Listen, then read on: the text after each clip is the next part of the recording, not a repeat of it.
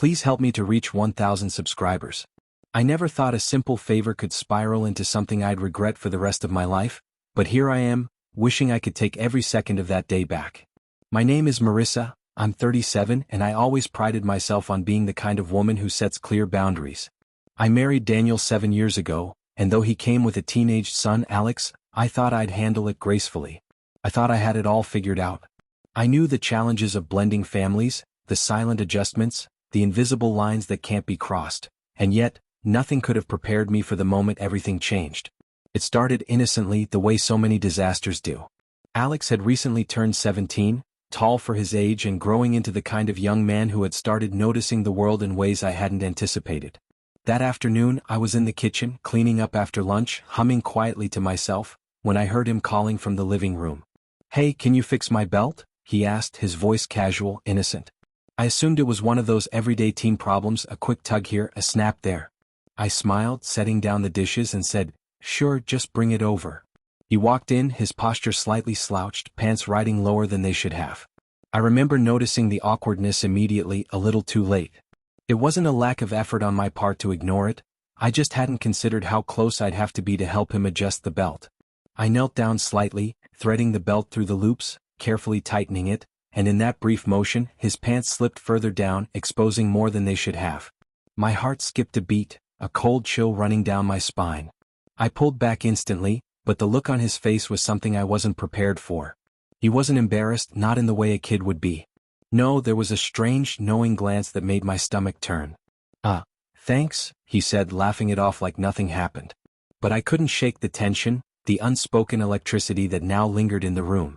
I told myself it was nothing, that my mind was playing tricks, but the seed of unease had been planted. From that moment on, interactions felt heavier, loaded with something I didn't want to acknowledge. I tried to go about my day normally, but every time he came near, my skin prickled. The casual touches that had once been innocent, his hand brushing against mine as he passed, the way he leaned slightly closer when he spoke, suddenly felt loaded, charged with something inappropriate. I kept reminding myself, "Boundaries, Marissa, boundaries. You are the adult. You are the stepmother. Nothing can happen." And yet, I could not stop feeling the pull, the tension, the forbidden undertone that seemed to hang in the air whenever we were alone. That evening, Daniel came home from work, tired as usual, unaware of the tension in the house. He kissed me, ruffled Alex's hair, and headed to the living room to watch the game. I stayed behind, trying to focus on cooking dinner, but the earlier incident replayed over and over in my mind. I knew logically that nothing had happened, that I had not crossed the line. But emotionally? My heart raced, my palms sweated, and I could feel myself teetering on the edge of something I knew was dangerous. I kept my distance, tried to immerse myself in chores, anything to avoid looking at him, to avoid thinking about him. But he had this way of finding me, of lingering nearby, of speaking just loud enough for me to hear, casual questions, jokes, and remarks that made me blush, made me conscious of the closeness we had shared in that simple act of fixing his belt. Days passed and the tension grew. It wasn't just a single incident anymore, it was a series of moments, small interactions that slowly built a dangerous rhythm. I found myself waiting for him to leave the room so I could breathe. I noticed the way he adjusted his clothes, the way he lingered when he thought I wasn't paying attention, the way he would brush against my arm in passing, always casual, always seemingly innocent, and yet, I couldn't ignore the way my mind twisted it, the way my body reacted despite every warning bell screaming in my head. I kept telling myself I was imagining things. I kept reminding myself of Daniel, of the life we had built together, of the trust and respect that should define our family. And still, the pull was there, a silent, dangerous current that neither of us acknowledged, yet both felt. Then came the night that changed everything. I was making dinner when Alex came into the kitchen, asking for help with his school project. Nothing sexual, nothing overt, just an innocent request for guidance.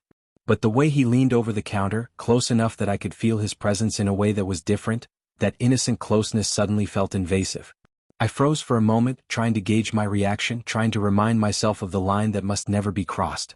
I told myself to step back, to set boundaries, to be the adult. But something about his gaze, something about the way he looked at me in that moment, made it impossible to focus. My body betrayed me, responding to tension I was trying desperately to suppress. It was over in seconds, really. Nothing happened.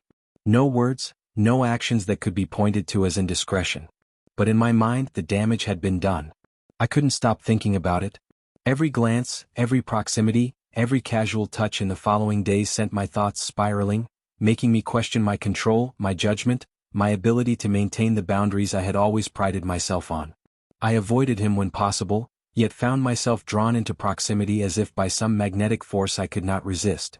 Every time I left the room, every time he entered, there was a tension so thick, so electric, that it made my chest tighten and my heart race.